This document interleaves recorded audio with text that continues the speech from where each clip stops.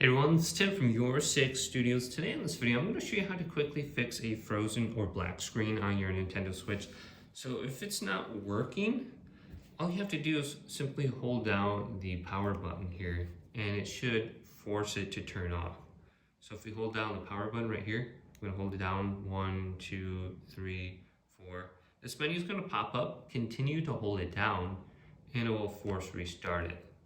Now all we have to do is press the power button back on, and the device should power on now. So if it's frozen or something like that, go ahead and just restart it that way.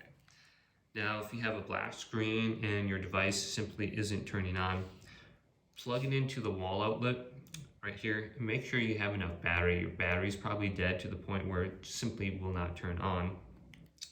And give it at least like 30 minutes to an hour of just charging before you try this. But you can just hold down the power button and keep pressing it multiple times.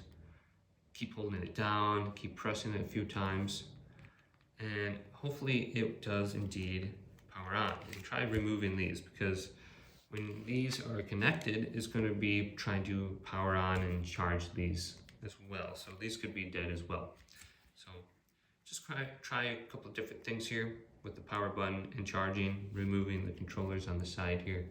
But hopefully this video did indeed help you out. If it did, leave it a big thumbs up and subscribe to my channel down below. More tech up videos coming up next on Your Six Studio.